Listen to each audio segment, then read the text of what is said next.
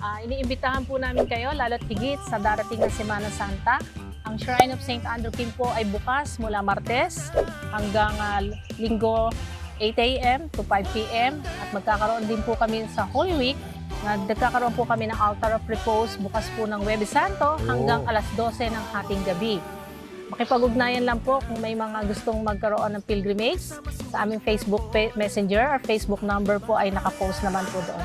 Marami pong salamat at sana po sa lugar na ito ay patuloy nating magkaroon ng panalangin at ang mensahe ng Panginoon ay ating pong makatagpo.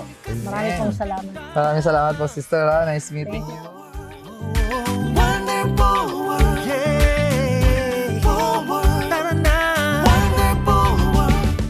Shoutout po sa ICI Balagtas. Shoutout po, Icons! Shoutout sa kabandang Muni. Sa ICI Balagtas. Hey. Susubalat sa adventure sumabay. Malapit ang mahal na araw at ngayong araw ay Ash Wednesday. Ito ang simula ng ating pagtitita. Dito sa pagdating ng mahal na araw.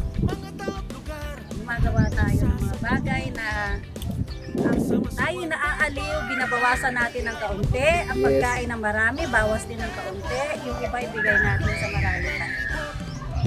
Bawat tanawin, saya'y ating dulot. Hello mga ka-wonder, ngayong papalapit na yung Semana Santa, special episode ang inanda namin sa inyo. Dahil sa nakatagong yaman ng Bukawi, Bulacan, ipapasyal namin kayo sa Shrine of Kim Taygon, na kung saan makakasama natin si Sister Rosel Peralta. So ngayon, samahan niyo kami para tuklasin ang nakatagong yaman ng Shrine of St. Andrew Kim Taygon. Para naman sa isang wonderful experience. Let's go! Wonderful world, yeah. Wonderful world, tara na. Wonderful world, wonderful world. Tayo'y maglibot sa bawat tanawin, saya'y ating dulot. Bawat kwento ating isisiwalat, sa adventure sumabay. Wonderful world, sa bawat biyahe, kaligayahan at tuwang ating dala. Sa bawat sandali, sa bawat yugto, wonderful world. Sama-sama sa pag-abot ng mga pangarap. Wonderful world, tayo'y maglibot. Ngayong araw makakasama po natin si Sister Rosel Peralta. Ano po kayo dito, ma'am? Isa po ako sa mga members ng Sisters of St. Andrew Kim. St. Andrew Kim. Opo. So, ano po yung pinaka talaga ng historical ng St. Andrew Kim Temple? Temple no? Convent. Convent po ito. Convent. Opo. So, dito rin po kayo. Marami po yung mga sister na kaanod po kasama. Sa ngayon, dito po sa aming mission house sa Lulumboy, kami po ay 8 madre. 8. So, 8 po kayo nangangalaga nito. Yes po. Okay. So, ngayon, ang location po natin ay ito yung kauna-unahang tinayo? Structure bilang dambana ni San Andres Kim Taygon. Opo. Ang history po ng ating lugar na ito sa Bulacan, particular dito po sa atin sa Lulumboy, Yeah. ay napapaloob po sa isang kasaysayan din na bahagi ng Pilipinas. Yeah. At gayon din ay bahagi ng relihiyon ng bansa ng Korea sa pamamagitan po ni San Andres Kim Taygon bilang kauna-unahang paring Koreanong Katoliko sa bansa po ng Korea. At si Thomas Che naman po na ikalawang pari ng bansa po ng Korea. Yun yung si Thomas. Yes po. Yun si Thomas. Okay. So ito ay tinayo noong Itinayo po ito noong May 22, 1986. 40 taon na po ang nakakalipas. nakalipas. Opo. Apat na dekada na. Yes. Tama po, 40 40 years. Opo. So imagine mo, siya yung kauna-unahang pari na Korean, tama po, di ba? Yes po. Ayon sa ating research. So, ito yung sumunod nito na tinayo. After nito, Nagkasunod-sunod na po ang mga convent namin. opo. So, pwede niyo At po kami yung samahan sunod-sunod. doon. Pero particular po itong monument na ito ni San Andres Kim Taygon sapagkat katulad nga po ng sabi ko, sapagkat ang lugar po na ito nung panahon po ng Kastila ay ang tinatawag na Hacienda de Lulumboy. Ito po ay makasaysayang lugar sapagkat nung panahon po ng Joseon Dynasty noong 18th century, kagustuhan ni San Andres Quintaigon at Venerable Thomas Che na maging paring Katoliko, at sa panahon naman ng kanilang pamahalaan na Joseon Dynasty, ipinagbabawal ang mga Katolikong Yes, opo. pananampalataya doon.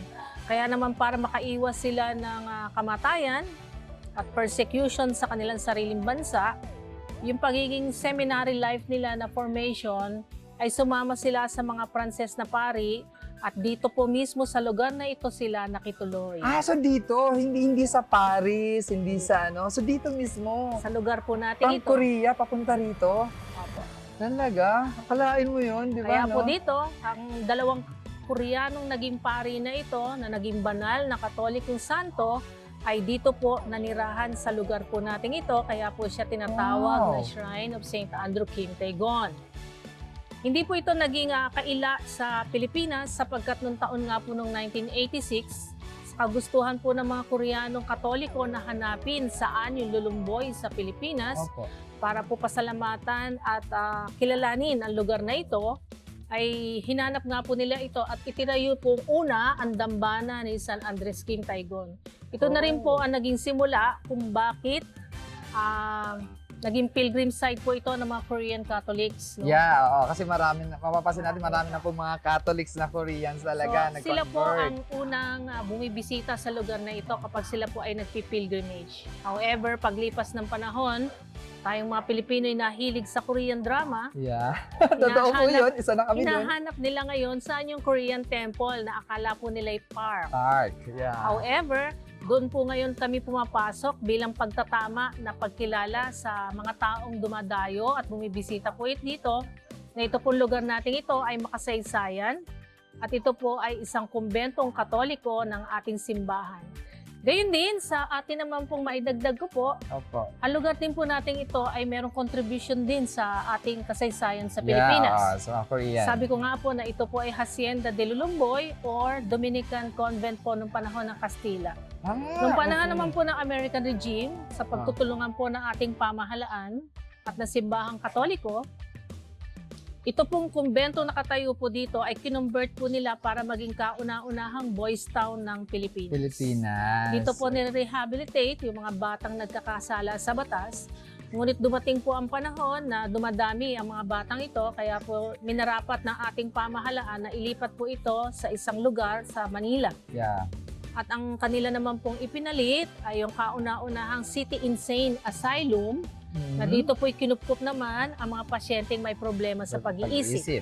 Yeah. At gayon din ang nangyari hanggang sa lumilipas ang panahon, hanggang 1928, nagkaroon na po tayo ng bagong institusyon o hospital na kukupkop sa mga may problema sa pag-iisip. Na yun po ay tinatawag ng Mandaluyong or Mental Hospital. Yeah. Kaya tuluyan na pong nailipat ang mga pasyente na narito papunta po doon sa Mandaluyong. So ito talagang ano na lang talaga to, konbento na lang talaga. Kumbento na lang po ito pero napapabilang po kami sa lalawigan ng Bulacan bilang historical place. Yeah. Sapagkat ito nga pong lugar na ito ay merong taglay na Kasaysayan. kasaysayan sa ating bansa at Oo. sa ating lalawigan ng Bulacan. So hindi lang talaga to, pero bago pala maging St. Andrew ano to, naging ano na talaga, makasaysayan na talaga Yes, to. Nung panahon pa ng mga Kastila. Opo. So, ang galing no? Di ba? Akalain nyo yun mga ka-wonder. So aside from her sister, ano po yung next build na Ang sumunod na po mga building building ay po. nung dumating po ang aming kongregasyon noong taong 2002. Minarapat naman ng Korean Catholics na sa tulong din ng aming kongregasyon na bilhin na ang mga lupang sumusunod at i-build na para po maiwasan na yung mga bahay-bahay at na-develop nga po ito bilang aming retreat house or convent mission house dito sa Pilipinas. Ganda. Ang Kaya ganda. po naging binukas po ito sa publiko sapagkat nais nga po namin na ibahagi Makilala. sa mga mamayang Pilipino at gayon din sa mga banyaga o yung mga tourist na nagpupunta dito na ito pong lugar na ito ay meron talagang taglay na kasaysayan. At higit sa lahat ay naging tirahan ng mga banal na Katoliko na tulad nila San Andres. Kasi akalain mo, sister, hindi namin alam na meron palang ganito dito sa lugar na to sa Bulacan. Opo. So nag-search lang kami, tapos may nakita kami isang vlog not sure kung sino yon. Actually, video lang, pero wala po siyang story. So parang ngayon lang talaga namin siguro talagang malalaman na ito talaga ay pinaka-historical site din ng Bulacan. So di ba? Akala niyo yung mga ka-wonder? So alam natin ngayon yung history ng St. Andrew Kim Kim Taigon Shrine. Taigon Shrine. So ayun, mamaya papasyal tayo ni sister doon sa ibang bahagi ng kanyang Kumbento po. konbento. Tara. Ito po relic yung nag-iisang relic ni St. Andrew Kim sa Pilipinas ay nasa amin pong pangangalaga at dito po siya nakalagay. Alagay. Kaya lang po Ito ay to. included na po para sa mga visitors and mga para sa mga nagpe-prayer. visitor. So, hindi siya pwedeng puntahan. Ito si Father Yan po si Joseph. Father Joseph. Itong Siya pangalawang po ang hindi po. Siya hindi. po ang naghanap ng lulumboy Ah, para po magtayo ng dambana. So siya rin po ang naglagay ng parang shrine na ganyan sa bansa po ng China, okay. sa bansa ng Macau, kasi nabisita rin po yun ni St. Andrew Kim. Hmm. However, dito po sa atin sa Pilipinas, ito po ang pinakamalaki at nagiging sentro. Kasi Sentro. mas matagal pong nanirahan dito si St. Andrew Kim. So parang pag sinabi natin parang ito yung kauna-unahan ng St. Andrew Kim hindi Shrine iba, sa shrine Pilipinas. sa Opo. Pilipinas. Okay. So Marami bukod dito may lang po another naging- shrine pa rin. Wala na po. Pero, Ito lang talaga. Apo. Ito naman po lugar na ito, kung Hmm. mapapansin ninyo ay merong historical marker din po sapagkat nung panahon po na sa pananalagi dito ni St. Andrew Kim, ito pong site na ito ay may nakatanim na puno ng mangga. Okay. Inihambing at sinulat sa report nung paring kanyang formator na pare Oo. na si St. Andrew Kim ay lagi niya nakakita sa ilalim ng puno ng mangga Ah. kung saan doon siya lagi nagme-meditate, nagpe-prayer. At dyan din siya nag-iiyak kapag naalala niya yung kanyang family at saka yung mga Family. kapwa niya Koreans Kasi na pinapapatay malayo. na. Oh, pinapapatay na. Pinapapatay. So, namatay na po yung puno ng mangga na yon.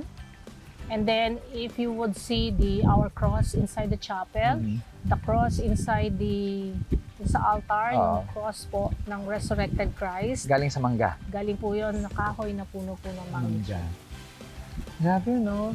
So yung sacrifices siya talaga nung time na nag-mission pa lang siya, seminary yan, seminarista, opo. di ba? Lahat yun ay pinagdaanan niya. Opo, sapagkat nga hindi po tanggap sa kanilang Sa bansa Korean, ang pananampalatayang Katoliko. Katoliko. At siya po ay, actually, sinabihan siya ng, ang kasong iginawad sa kanya ay treason. Jason, yeah. Sapagkat ang akala ng kanilang pamahalaan, siya ay nagtuturo ng daan, Yeah. para pasukin ng mga banyaga para sila'y sakupin Yeah. during that time.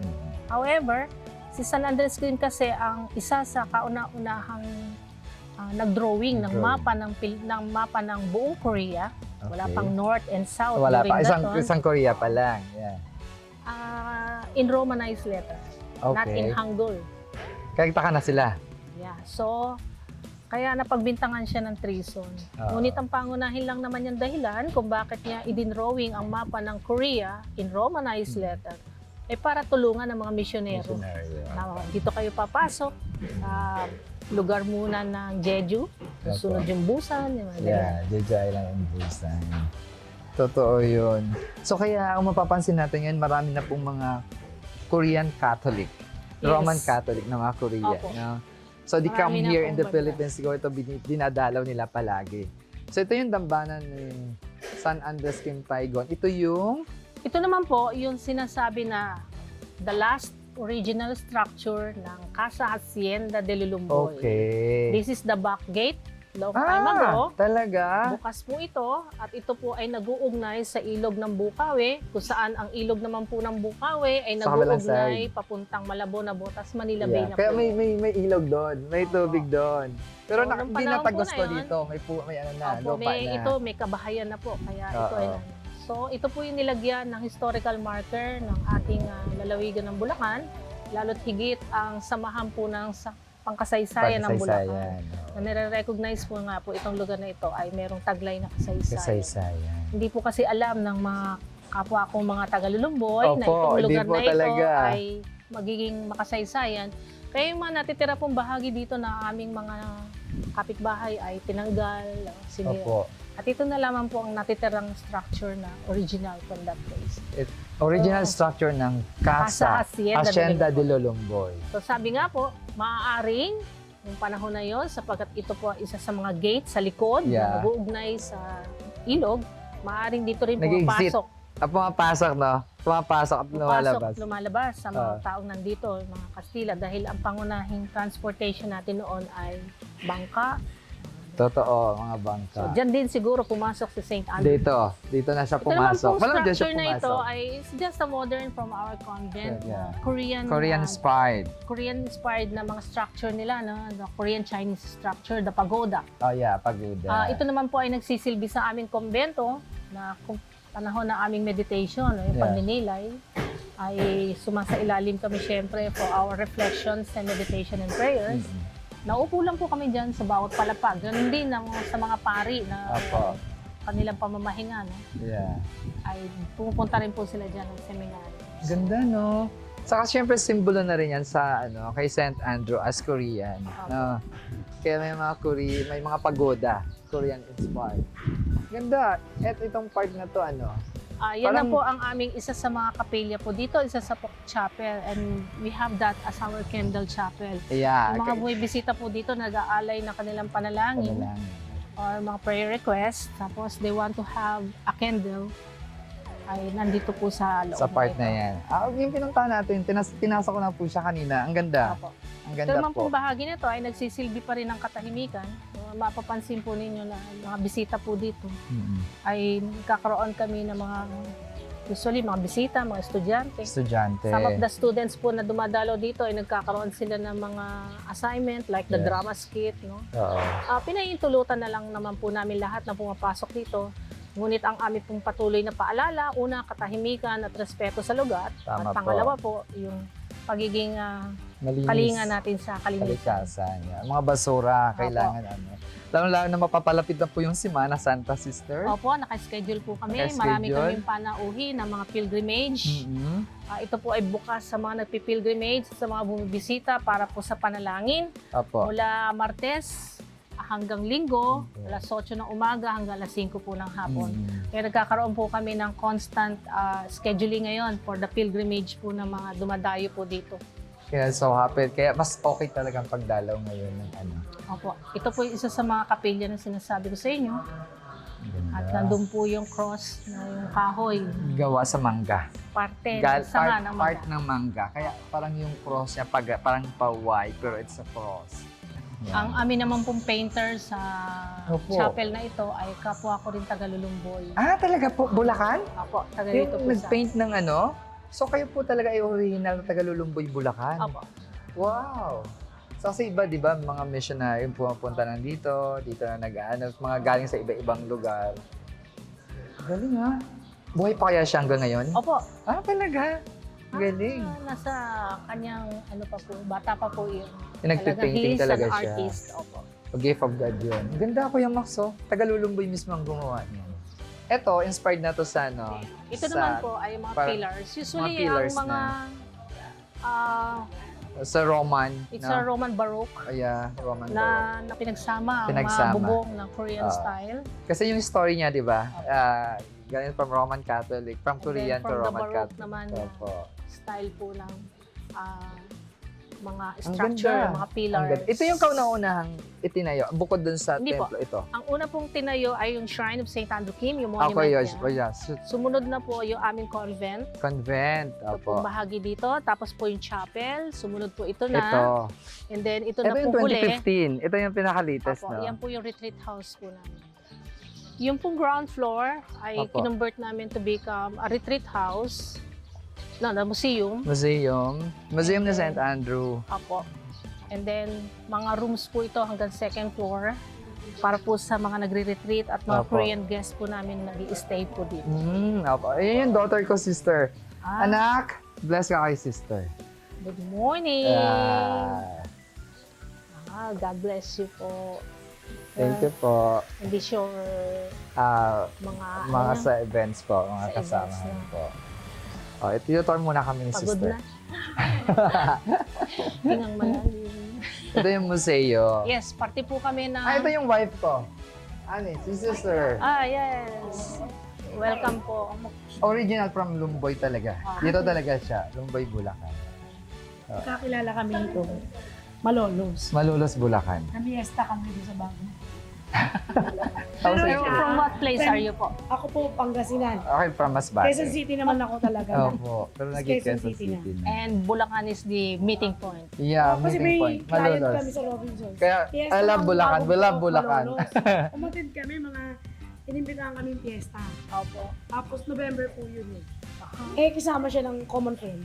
Yeah. Friend niya, friend ko po. Pasyal Museo ng Bulacan. Napabilang po ito So sa siguro Passion. for this time, Bulacan, kasi actually, nakita lang din namin ito sa isang vlog. Opo. So malamang dadami po yung pupunta rito kasi Marami like pong vloggers. sa amin, parang syempre uhaw kami sa history. Yeah. 'Di ba? At saka yung pinaka-importante sa lahat, yung history talaga. Ang Karamihan ganda. po naman ng mga vloggers na pupunta dito. Pinapayagan naman po namin. Ang pakiusap pa rin po namin, Opo. yung pong iba vlog nila ay factual. Factual. Tama po. Kasi meron po. Kasi number one, lagi nga nadadagdagan yung sinasabi, Korean Temple, Korean Temple. Opo, tama Hindi po po. kami Korean Temple. So, sa ating vlog, malalaman na nila yung story talaga nito. Hindi lang siya as Korean temple. Buksan ko lang po yung ibang ilaw. So, we're so lucky at pinaunlakan tayo ni sister para maliwanagan tayo. Kasi kahit ako, ang alam ko, ang unang kong first impression talaga, this is a Korean temple. So, may history talaga itong Korean temple. Panahon pa ng mga Kastila. Ito nung sinyot ako sa ano. Diyan po, no? Sino nga ba'y huli? Basta yun. Opo. So, ito po sa museum na ito ay tinayo po ng 2021, nung panahon po na pandemic. Pandemic. At kasalukuyan ng mga aming simbahan ay nag-a-apply para maging elevated to become the Diocesan Shrine of St. Andrew St. Kim. Yung Yeah. pong simbahan doon na una Apo. nyo dinaanan sa labas. So po nung panahon na yon, para po sa tulong ng aming pare na si Father Vic Robles nung panahon na yon, ay tinulungan niya po akong maging sa katuparan itong museum na ito para hindi mahirap Mahirap. mag-explain sa mga tao kung ano yung mga history na Tama napupunta po. dito at Opo. hindi lang kwento ng Yes. So nandito po ay isa sa mga parte ang mga sulat ni San Andres Kim Ito. Taegon. Yan po ay mga replica or mga recopies ng mga sulat ni San Andres Kim Taegon na karamihan po ito ay nasusulat sa salitang Latin. Yeah. At ito rin pong dalawang sulat na ito, in short, at saka po yung kanyang kauna-unahang sulat, Yung pag-stay niya sa Lulumboy. yan po ang hiningi sa amin na facts kung talaga bang ang Pilipinas ay naging ikalawang tahanan ni San Andres Kim at ni Venerable Thomas Che, Opo. or sa saling salita lang or kwento lang. Kwento lang. Opo. Wala tayong maipakitang Yeah. Walang ebidensya. Walang Evidence. ebidensya. So, sa aking pag-aaral po, nung panahon na ako'y nasa Korea, during my formative years, mga Pilipino mahilig mag-picture. No? My picture, yes. So, Picture. every time I go to mga museums, I take picture. Yes. And then eventually, ito rin pala yung makakatulong sa akin. Sapagkat nung hiningan nga po ako ng facts, talaga evidence Ebidensya. that really Ano St. yun? Andrew Yeah. Kim. Marami naman po. Kaya lang ito po ay mga printed books, printed materials. So, iba no? po kasi pag mga printed Parang books, saling yeah. kwento na lang. However, on this letter po, isa po itong mahabang sulat na report nung pari na si Father Legregua, na kasama ni San Andres Kim na tira po Nandito. dito sa Pilipinas, sa Lulumboy. Dito po niya sinasabi na sila nga po ay nakarating ng Maynila sa Pilipinas at sila ililipat na dito sa kumbento ng mga Kumbento. Dominikano sa Lulumboy. So Kasama that niya si letter- Andres Kim, Kim. na isang payat pa noon at Yeah. sakitin. So, May 3, 1839. yes po, it was in May 16, 16, 1839. 1839. Na sinasaloob po dito at nababanggit ang salitang Lulumboy. Lulumboy. At nandito nga po si Andrew. Lulumboy. And we actually live around Here po. noon, and after 7-hour cruising, we arrived in Lulumboy. This farm is administered by the Dominican brothers. Samantala, sa pagbabalik po ni San Andres Kim dito, February 28, 1842, ito po ang kanyang kauna-unahang report at sulat. Oh. At ito po ay sinulat niya sa ating bansang Pilipinas. Filipino. Yan po. Ito rin po ang naging dahilan ng mga sulat na ito kung bakit nga po hinahanap ng mga Koreanong Katoliko ang lulumboy at dito sa Pilipinas sapagkat ito po yung mga nagpatunay Patunay. na nag-direct sa kanila na nakarating din pala Nakarating si San dito. Andres Kim dito sa atin sa Pilipinas at dito nga po sa Lulumboy. Kaya siguro, mapapansin natin, dumadami yung mga Korean na dumadalaw sa atin, ano? Usually Isa naman pa po, rin dito sa po sa story lugar nila. na ito, mga Korean Catholics, even naman po hindi mga Katoliko Catholics ay pupunta. napupunta sila Yeah, dito opo. sapagkat ang trato nila kaya ay San Andres Kim, kung hindi man sila Katoliko, si San Andres Kim ay contribution niya sa bansang That's Korea Yeah. ay siya po ang nagbukas ng demokrasya sa pamananampalataya. Tama po. Ito naman po yung mga imahe ng Hacienda de Lulumboy ng mga panahon na ito. Ito po yung original picture. Original picture. Yung itsura Ito nito. yung kaya yung gate doon, Opo. yung gate doon, ito na yun. Yung titirang bahagi ng Kaya papunta po kayo dito nung panahon na ito, nandito po si McDonald's, Yeah. si Inasal ay nandito. Diretso po yan, ito na Diretso. po yung Hacienda de Lulumboy. Sinabi ko po sa inyo yung natitirang bahagi ng Yung Hacienda kanina. de Lulumboy ay ito po yung bahagi ng Boys Town na ito. Ito tong part na to. Yes. Ayan po Bumaba yung mga na lang, no? La Escuela Reformatoria de Lulumboy. Yan din po ang naging tirahan ng City Insane Asylum. 1910 pa. Yes. 1910. Good. Buti na preserve itong mga to, no? Ito po yung mga sanga na Mangga. pinagdikit-dikit ng puno ng mangga. Dito may mga offer. Opo, dati po itong altar table namin. Kaya lang pinasok na po namin dito noong 2021 kasi nga po yung nagkakaroon na siya ng pagkasira. Sira. However, yung mga Pilipino, yung mga nag-o-offer po ng prayers, nagugulat ako dahil gina-insert nila yung mga prayer request po nila dito. Eh, sinasabi nga po namin na hindi na po at idiretso na Idiretso. dun sa prayer boxes para Kasama direkta na na namin po, nakukuha at napipag-pray. nababasa na namin. Eh, kaya lang mas gusto nila yan dito. Tinatanggal. Iba na yung hina-harvest ko letter na. So, itong mga kahoy na to ay galing sa sanga ng mangga. Yes, original part original of the mango part. tree. Yeah. Kung saan, doon palagi si St. Andrew Kim nagdadasal, nag-aayuno, tapos, yun nga, yung mga kapwa niyang Korean, umiiyak, sabi ng mga sister. Opo, doon diyan po siya umiiyak. namamahinga sa ilalim. ng Namamahinga. Galing, no? Anong kinapatay ni St. Andrew Kim? Siya po ay napugutan ng ulo. Pinabutan ng ulo. Mga Kastila? Parang mga Kastila. No, after po niya maging pare sa edad niya pong 24, Oh! pinilit niyang bumalik sa Korea Korean. sapagkat siya po ang kaisa-isang pari noong Yeah. panahon na yon. Yeah, opo. So para sa kanya, paano pat naging pari siya kundi Pari. siya babalik at magsisilbi sa kanyang sariling Korea. bansa. Opo. So bumalik siya sa Korea to perform the ministry ng pagiging pari.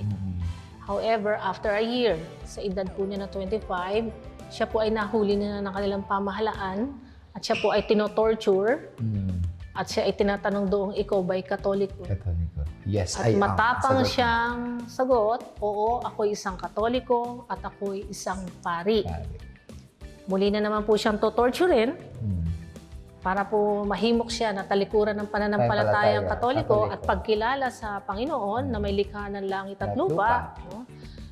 Patuloy siyang tinotorture doon pero hanggang sa huli, ang tanong po sa kanya ay, ikaw ba'y Katoliko? Matapang pa rin po ang sagot ni San Andres Kim na sa pananampalataya niya, ang sagot niya, oo, ako'y isang Katoliko. Pinugutan po siya ng ulo sa baybayin ng Han River.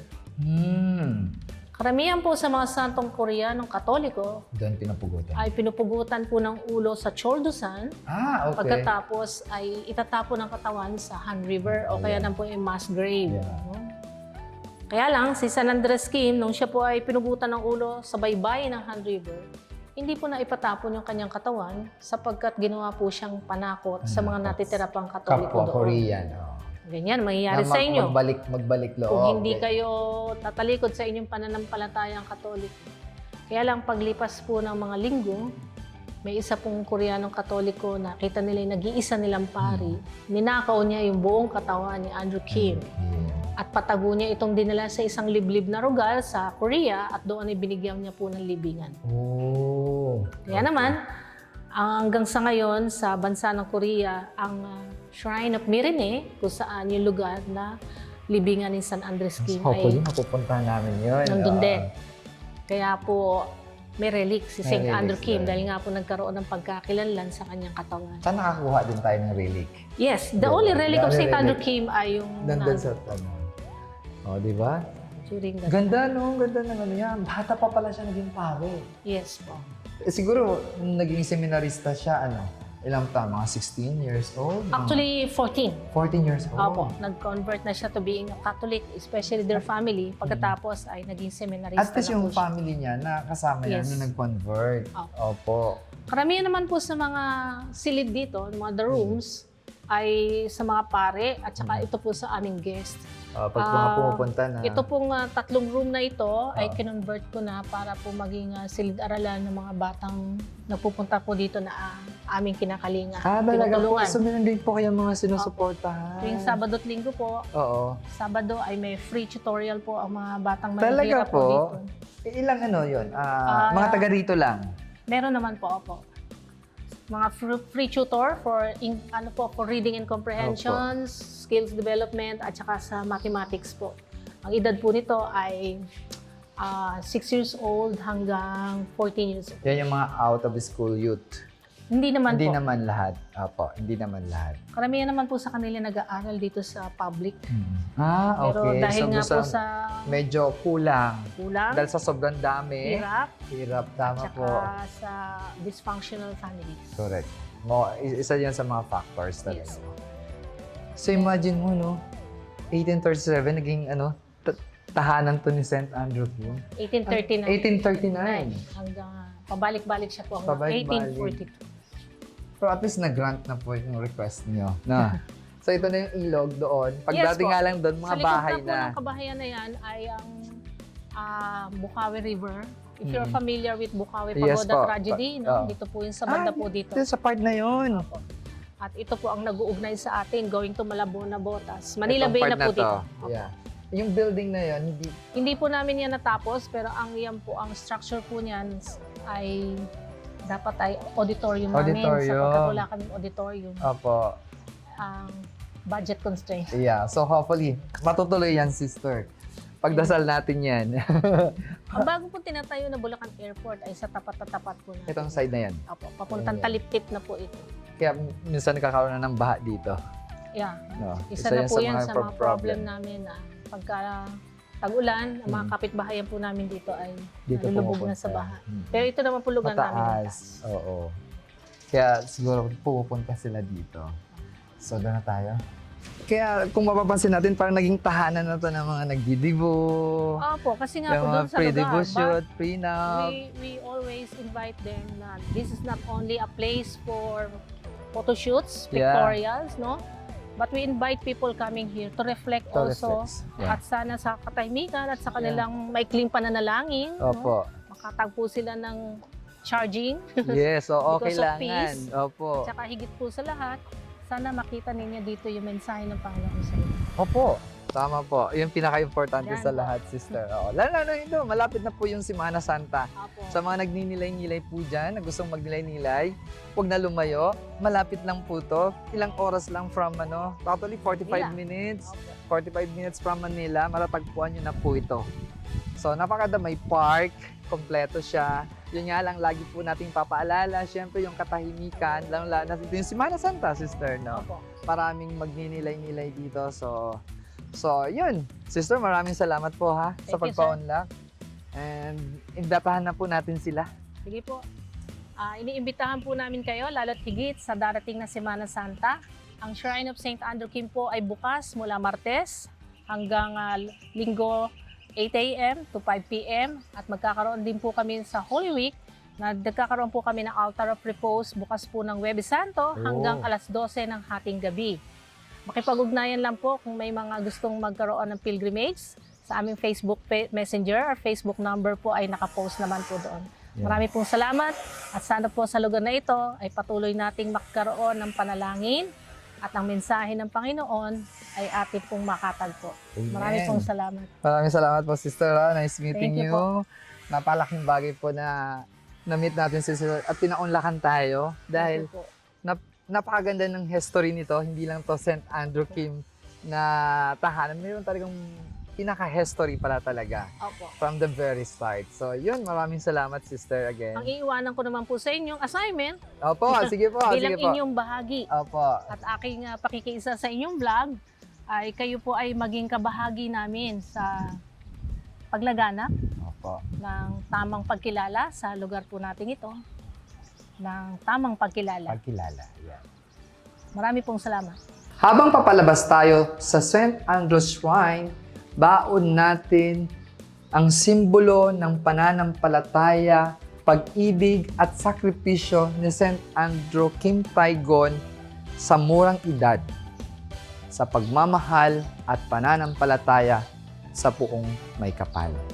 Naway maging inspirasyon ang katatagan at pananampalataya ni St. Andrew Kimpaigon. Muli, ako si Paul Castillo at ito ang isang Wonderful World.